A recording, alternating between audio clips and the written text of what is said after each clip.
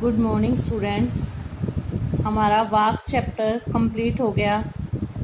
अब हम हमारे चैप्टर नियर अबाउट 4 चैप्टर हो गए और अब हम थोड़ा रिवीजन की ओर आते हैं।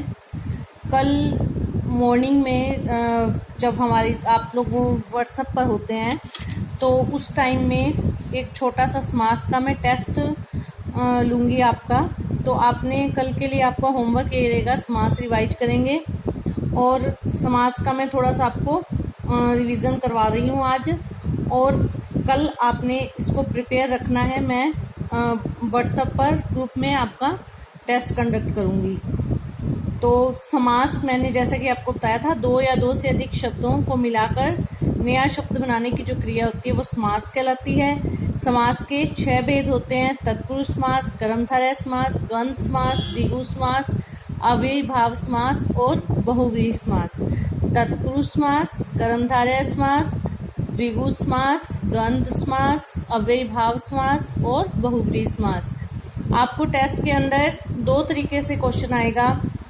समास विग्रह करके समास का नाम बताइए और समस्त पद से शब्द बनाकर समास का नाम बताइए। तो आपको इसके लिए 6 भेदों की डेफिनेशन पता होनी चाहिए। तत्पुरुष समास में क्या होता है? समास विग्रह करते समय कारक की विभक्ति का प्रयोग होता है। कर्ता ने, कर्म को, करण से, संप्रदान के लिए।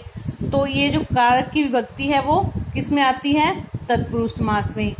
और दूसरा है इसमें कर्मधारय समास। कर्मधारय समास में क्या होता है? विशेषण विशेष्य संबंध होता है। मैंने आपको बताया था ना कि एक विशेषण होता है और दूसरा विशेष्य शब्द होता है, अर्थात एक शब्द दूसरे शब्द की विशेषता बताता है। जैसे अंधकूप, अंधा है जो कूप। इसमें जब समास विग्रह करते हैं तो जो शब्द आता है, अंधा है जो कूप, वीर पुरुष, वीर है जो पुरुष, कायर पुरुष, कायर है जो पुरुष, कुबुद्धि, कु है जो बुद्धि या बुरी है जो बुद्धि, कृष्ण सर्प, कृष्ण है जो सर्प। सर्प की विशेषता क्या है? कि वो काला है, कृष्ण है। और इसमें दूसरा जो एक प्रकार आता है वो क्या है? उपमेय उपमान कर्मधारय समास, यानी इसमें तुलना के आधार पर भी विशेषता बताई जाती है। कमल नयन, कमल के समान नयन।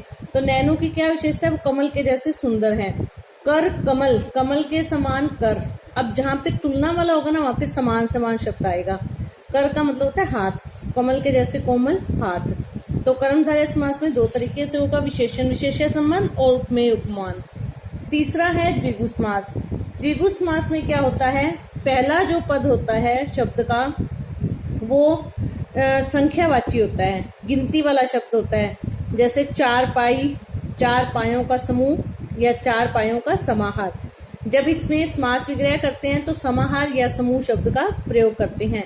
चौराहा, 4 राहों का समूह, त्रिरंगा, 3 रंगों का समूह। ठीक है, पहला शब्द संख्यावाची होता है और समास विग्रह करते समय समूह या समाहार शब्द का प्रयोग होता है। नेक्स्ट है बहुव्रीहि समास।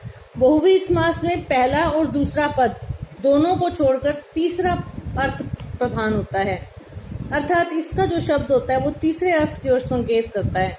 जैसे लंबोदर, लंबा है उदर जिसका, किसका? गणेश। ब्रैकेट में लिखेंगे गणेश, तब ये बनेगा बहुव्रीहि समास। अगर हम इसको कर्मधारय के अंदर लेके जाएं तो लंबा है उदर जो, उदर का मतलब होता है पेट। लंबा है उदर जो, पेट की क्या विशेषता है? वो लंबा है, तब तो ये चला जाएगा कर्मधारय समास में। लेकिन अगर हम करेंगे लंबा है उदर जिसका गणेश, तो वो क्या होगा? बहुव्रीहि समास। जैसे इसमें गिरिधर, गिरि को धारण करने वाला कृष्ण। गिरि होता है पर्वत, धर मतलब धारण करने वाला। श्री कृष्ण ने गिरिराज को उठाया था ना, तो गिरि को धारण करने वाला। गिरीश, पर्वतों का राजा। कौन है? हिमालय। तो इसमें तीसरा अर्थ देना जरूरी है। त्रिनेत्र, 3 है नेत्र जिसके, ब्रैकेट में आएगा शंकर। तो अगर 3 नेत्रों का समूह कर दिया देन तो ये क्या बन जाएगा? द्विगु समास। अगर ये हम कर देंगे 3 है नेत्र जो, तो ये बन जाएगा कर्मधारय समास। अगर हम इसका विग्रह करेंगे 3 है नेत्र जिसके शिव, तो ये बन जाएगा बहुव्रीहि समास। नेक्स्ट द्वंद्व समास। द्वंद्व समास सबसे आसान, इसमें क्या होता है, योजक चिन्ह लगा होता है विपरीत शब्दों में, सेम शब्दों में नहीं, विपरीत। माता पिता, भाई बहन, अन्न जल, अंदर बाहर, अपना पराया, आशा निराशा। और जब इसका समास विग्रह करते हैं तो योजक को हटाकर उसकी जगह पर क्या आ जाता है, और लग जाता है। माता और पिता, अन्न और जल, अमीर और गरीब, आशा और निराशा। ठीक है। लास्ट है अव्ययी भाव समास। अव्ययी भाव समास में क्या होता है, पहला पद अव्यय होता है। अव्यय मतलब मैंने आपको बताए थे ये 7-8 अव्यय होते हैं, आ, बे, नी, हर, भर, यथा। तो जैसे बेनाम, बेकाम, बे मतलब, नी से निडर निर्भय, और हर से हर रोज, हर माह, हर वर्ष, प्रति वर्ष, प्रतिदिन, प्रति सप्ताह, और यथा से यथा नियम, यथा विधि, यथा शक्ति, हर घड़ी। इस तरह से जो प्रति है, हर है, भर है, बे है, यथा है, आ है, नी है, ये 7-8 जो हैं वो अव्यय हैं।